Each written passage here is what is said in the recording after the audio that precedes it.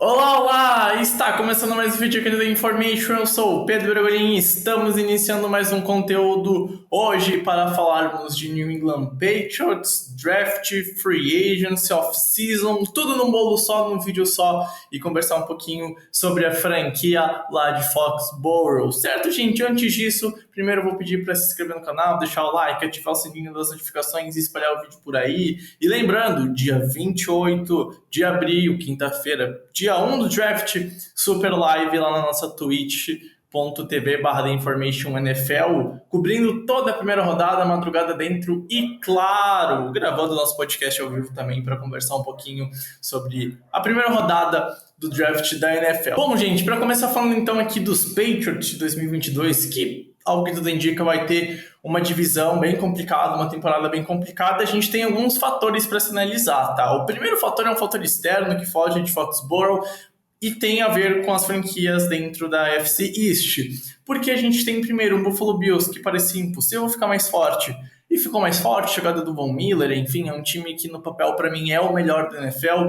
O Miami Dolphins dá um baita salto no seu elenco, arruma o L, consegue trazer o Hill para fazer uma dupla com o Waddle e ainda tem a chegada do Cedric Wilson, então tem um bom trio de recebedores. Fica a questão de ver como Tua vai progredir nessa próxima temporada, mas no papel Miami melhora, tá? Dá um salto de qualidade. E aí os Jets, né, seguem naquele processo de reconstrução, é ainda a última força da divisão, mas dá um salto de qualidade também. Enquanto o New England, que era o número 2 da divisão, sinceramente, para mim, hoje no papel é o número 3, porque vem os fatores ligados aos Patriots. O primeiro dele é uma defesa que fica mais fraca. No passado iniciou, por exemplo, com um baita trio de corners, né? O Stephon Gilmore, né, no elenco, por mais que tivesse machucado, o J.C. Jackson e o Mills. Hoje em dia, nem o Jackson, nem o Gilmore está mais em New England. Um foi trocado e um era free agency e agora vai jogar lá nos Chargers. Então,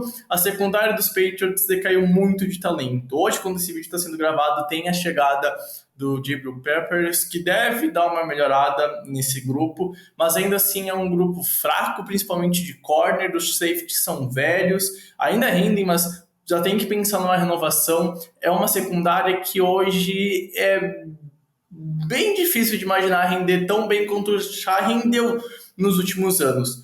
No box, a gente tem ainda uma DL boa, tá? Que tem bons nomes, bom pass rusher, um bom interior nessa DL. O problema é o grupo de linebackers, né? Tem Judon, que ano passado chegou e fez uma baita temporada. O problema é que, primeiro, o Van Noy não tá mais lá. E ele é um bom linebacker e sempre foi bem nos Patriots. E o Hightower, né, que é free agency, tá no final de carreira, não tem muito o que falar. O Hightower perdeu a explosão, perdeu a agilidade, a capacidade de chegar mais rápido no QB, de conseguir até cobrir sideline a sideline no campo. Então é um cara que já tá ficando para trás, acontece, a idade chega. O Hightower hoje não é mais aquele Hightower que os Patriots acostumaram a ver, principalmente fazendo dupla lá no começo da carreira com o Jamie Collins, né, que também hoje em dia tá indo para o final da carreira, já tá numa fase mais complicada, ele que voltou para os Patriots ano passado.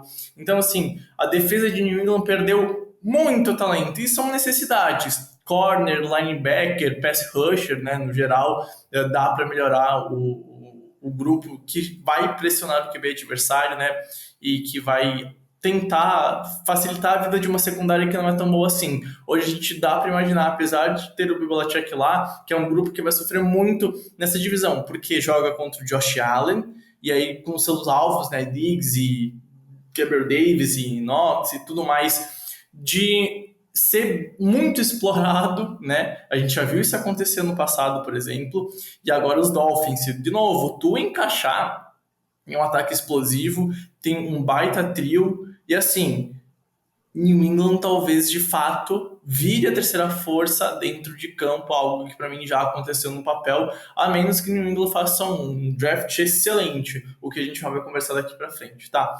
E por fim, né, no ataque, ano passado a gente viu os Patriots gastarem muito dinheiro, conseguiu formar uma boa dupla de tight ends que rendeu bastante e não é um problema na posição. Também achou, quem sabe, o seu QB futuro, então a gente está vendo um processo com o Mac Jones acontecendo lá.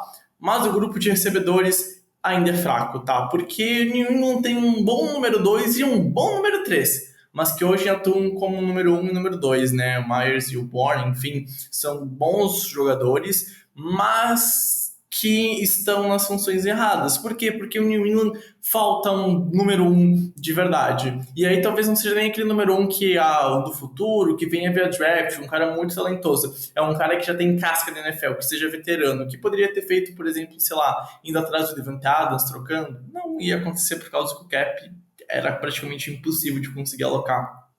O Allen Robinson talvez dava para ter feito algum trabalho em cima disso, mas o que importa é que os Patriots não têm esse nome número 1, não tem esse cara que é constante, que vai ajudar o Mac Jones a evoluir, que vai ser esse cara de segurança para o Mac Jones, isso acaba atrapalhando. E aí então o ataque dos Patriots deve ser mais um ano correndo muito com a bola, sendo um ataque muito focado no jogo terrestre, e aí então passes curtos, ganho após a recepção, um ataque que não tem muita big play, a não ser que o Mac Jones evolua muito nessa off-season, algo que pode acontecer, mas eu acho que não tem nem teto para isso, tá? A gente já conversou muito nesse processo de draft do ano passado, então, né, só voltando os conteúdos, quem já acompanha há mais tempo da Information sabe disso, mas os Patriots têm em seu elenco uma perda bem grande de talento, principalmente na defesa. E aí, então, tem que contar com mais um ano sublime do Bill Belichick, que não é difícil de acontecer, porque o cara é simplesmente um gênio. Só que no ataque falta alguma coisa. Ainda tem a saída,